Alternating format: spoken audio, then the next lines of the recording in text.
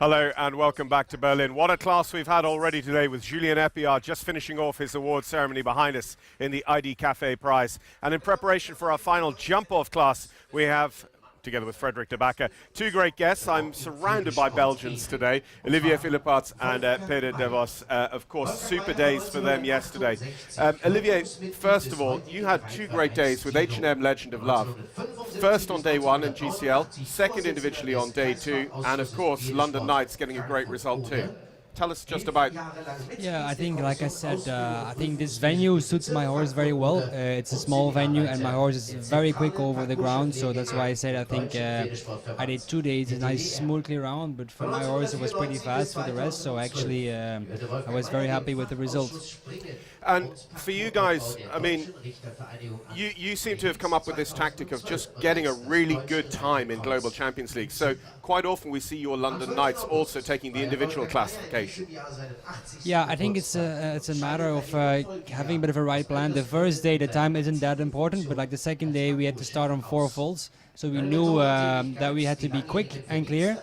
So it's actually, you gotta try to keep it clear, but also quick, because now, like Valkenswaard had the last fence down yesterday, yes, and without a quick time we jump ahead of them. So that for us was a very good tactic. We were just watching some of the coverage from yesterday with Frédéric. Yeah, you were extremely confident when you came in with Legend of Love. When we saw you kick off, how you rode, you were so confident, you were not worrying about the fault, because a single fault from one of you could have changed the entire championship around. You rode very gutsy. Yeah, I know the horse very well. I've ridden her now for years, and I know how I have to ride her, and I trust her also. And I know if I get her to do well, she'll do everything she can to pull off clear. London, Valkenswaard, Rome, Doha.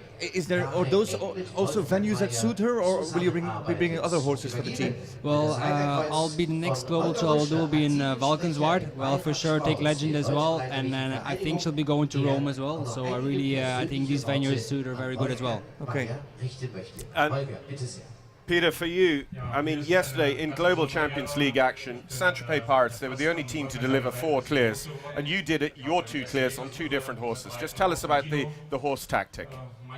Okay, I came here with 2 of my best horses. It was really important for us as a team here to do a good result, to move up again a bit in the rankings, to set us a little bit safe for the playoffs, which is at the end very important. I rode first day apart because he's in really good form for the moment. He jumped a really nice clear round first day, and then I was a little bit hesitating, but my plan was from the beginning to ride Claire in the final day, the final day.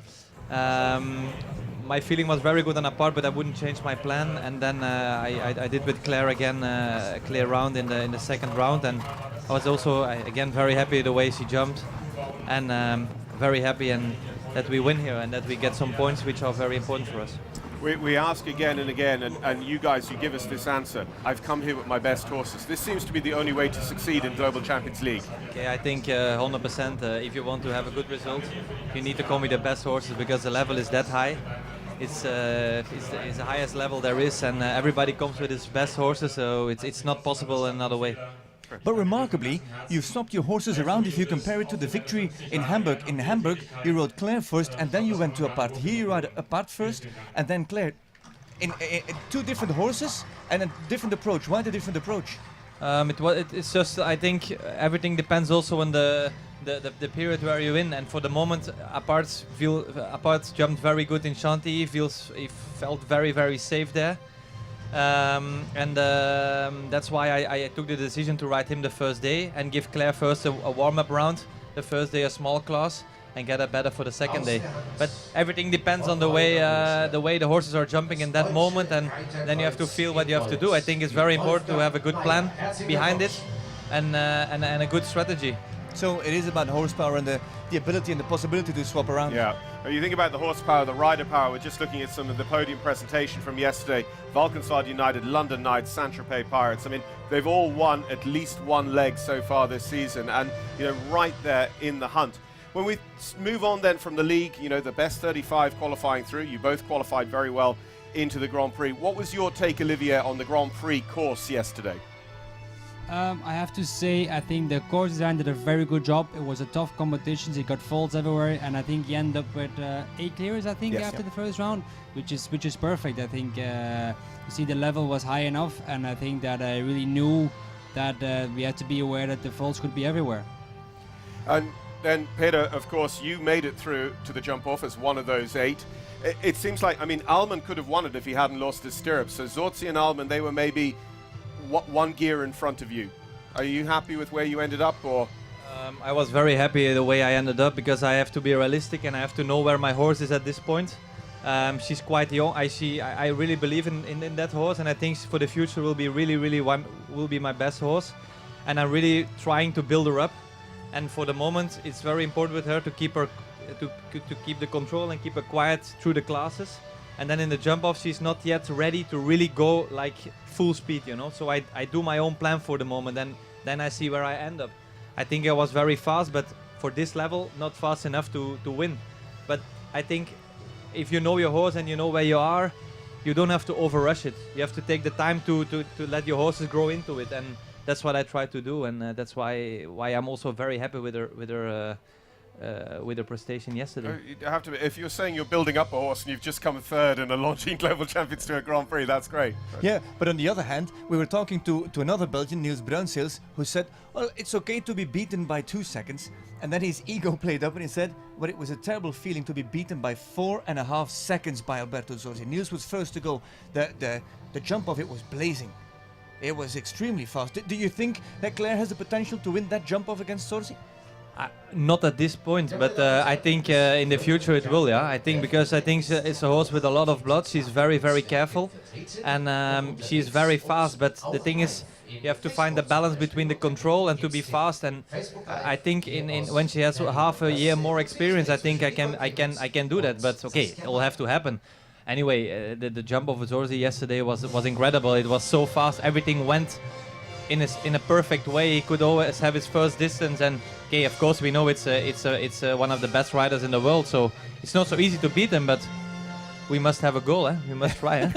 And for you had the second last fence down in the first round. You had to sit and watch from the outside. How did that feel?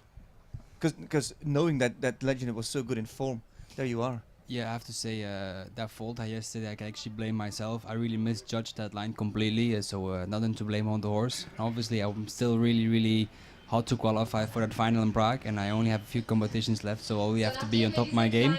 But hopefully we'll get there. We already have a Philippard, so we don't Yeah, really we don't need him, need don't two. we? No, it's We need two. We need two. Olivia, just talking about Nicola and the whole London Knight structure, I think you're a great team support for each other. So you've watched probably every global sled, whether you're here or not.